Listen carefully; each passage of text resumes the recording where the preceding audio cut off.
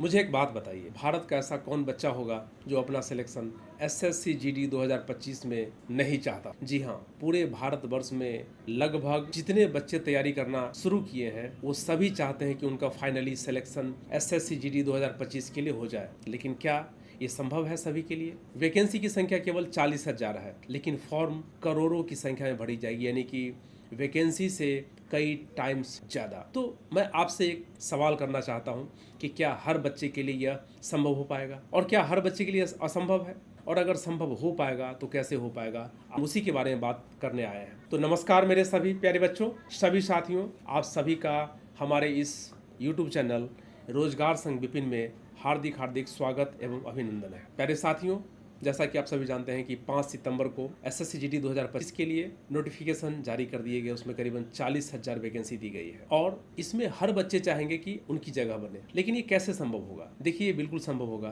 थोड़ा सा अपने बारे में बताना, मुझे भी ऐसा ही लगता था जब मैं तैयारी कर रहा था, तो मुझे भी ऐसे ही लोग बोलते थे कि अरे इतनी बड़ी भीड़, इतने बच्चे फॉर्म भरते हैं। जब एग्जामिनेशन सेंटर में मैं जाता था तो भीड़ देख करके चक्कर खा जाता था, लेकिन जब रिजल्ट आता था तो उसमें मेरा रिजल्ट हुआ रहता था। मैं सोचता था कि ऐसे कैसे हो गया। तब जाके मुझे पता चला कि वास्तव में ये भीड़ तो सिर्फ भीड़ है। एक्चुअल प्रतियोगिता में सारे सभी बच्चे नहीं होते, वो देखने की भीड़ होती है, लेकिन जिन्होंने बिल्कुल सही कदम उठाया होता है उन्हीं का फाइनल सिलेक्शन हो पाता है। तो आज हम उसी के बारे में बात करेंगे। देखिए, मैंने भी एग्जाम की तैयारी करने के बाद बहुत समय तक मेरा भी फाइनल सिलेक्शन नहीं हो रहा था, लेकिन जब सिलेक्शन होने लगा, 9 जगह मैंने अपनी फाइनल सिलेक्शन ली, चाहे वो एसएससी सीजीएल हो, चाहे वो रेलवे हो या स्टेट गवर्नमेंट का एग्ज़ाम हो, मैंने तीनों जगह अपना फाइनल सिलेक्शन लिया। अब मैंने कैसे किया, कैसे मेरे लिए संभव हुआ, मैं उसी के अनुभव के बारे में आपसे अनुभव साझा करने आया हूँ। तो मेरे प्यारे बच्चों, सबसे पहले मैं बता दूं कि सबसे पहले हमें यह समझना होगा कि हमें जाना कहाँ है, यानी कि मुझे अपनी मंजिल तय करनी पड़ेगी, मुझे अपने लक्ष्य निर्धारित करने पड़ेंगे, तभी जा कर के हम उसके रास्ते खोज पाएंगे। तो सबसे जो पहला लक्ष्य है कि हमारा सिलेक्शन, इसमें बिल्कुल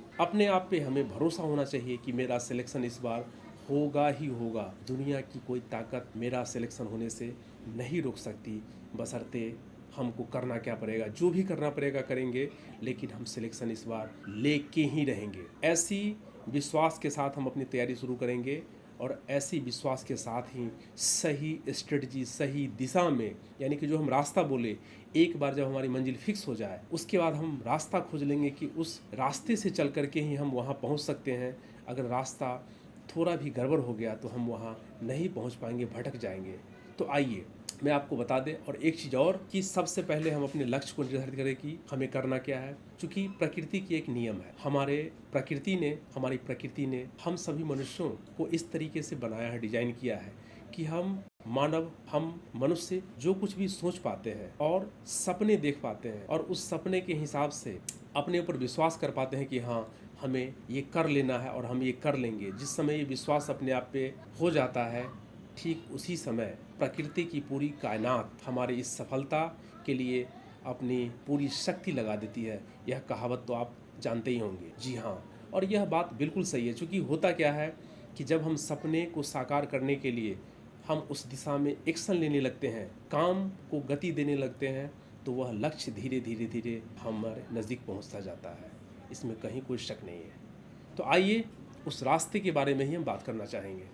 देखिए, किसी भी सब्जेक्ट की पढ़ाई के लिए उसमें बहुत सारे कंटेंट हैं, भटकने के लिए बहुत सारी जगह है, लेकिन हमारे पास समय सीमित है और इस सीमित समय में 3, साढ़े 3, 4 महीने के अंदर ही हमें अपने स्ट्रेटजी को बिल्कुल इस तरीके से बनाना होगा ताकि हम कम से कम समय में अपनी तैयारी को बिल्कुल सही दिशा में गति दें, ताकि फ़ायदेमंद हो।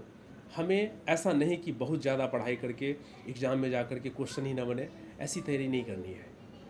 तो इसके लिए मैंने क्या किया, मैं आपको बताता हूँ। जितने भी प्रीवियस ईयर के क्वेश्चंस हैं उसको आपको करने होंगे। आप नियमित रूप से कम एक PYQ, जो आपको पिछले साल या उसके पिछले साल जो पूछे गए हैं ठीक इसी एग्ज़ाम के लिए, आप उसकी प्रैक्टिस कम से कम एक सेट की दिन में ज़रूर करें। इससे होगा क्या कि आपको क्वेश्चन के, सवालों के रंग रूप, वेशभूषा के बारे में पता लगेगा, और जब हम उसके रंग रूप, वेशभूषा को समझ जाएंगे तो हमें यह पता चल जाएगा कि एग्ज़ाम हॉल में हमारी लड़ाई किससे होगी, किस तरह के प्रश्नों से हमारी लड़ाई होगी, यह हमें पता चल जाएगा। और एक बार जब हमारे दुश्मन का पता लग गया, हमारी लड़ाई का विलेन का पता लग गया, तो हम बिल्कुल उससे लड़ने के लिए प्रॉपर तैयारी करेंगे और उस दिशा में काम करेंगे। ठीक है, यहीं से आपको दिशा मिलेगी और रास्ता मिलेगा। जैसे एक कहावत भी है, practice makes a man perfect. यह कहावत बिल्कुल सही है, लेकिन मैं इसमें एक चीज़ और जोड़ना चाहूँगा कि proper strategy, with proper strategy practice makes a man definitely perfect. अगर हिंदी में समझें तो इस बात को हम बोल सकते हैं कि प्रॉपर स्ट्रेटजी के साथ अगर हम प्रैक्टिस करें तो निश्चित रूप से सफलता मिलेगी, इसमें कहीं कोई शक नहीं है। आपने सुना ही होगा कि महाभारत में जब अर्जुन जी से पूछा गया था कि उन्हें क्या दिख रहा है, तो उन्होंने क्या बोला था?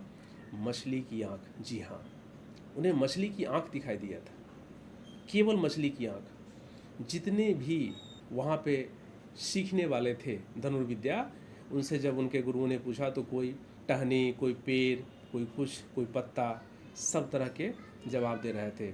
लेकिन सिर्फ अर्जुन ही एक ऐसे व्यक्ति थे जिन्होंने एक ही जवाब दिया था कि उन्हें केवल मछली की आँख दिखा। यानी कि देखिए उनका कंसंट्रेशन कितना मजबूत था। उन्होंने केवल मछली की आँख को देखा, यानी कि अपने लक्ष्य को क्रिस्टल क्लियर रूप में देखा।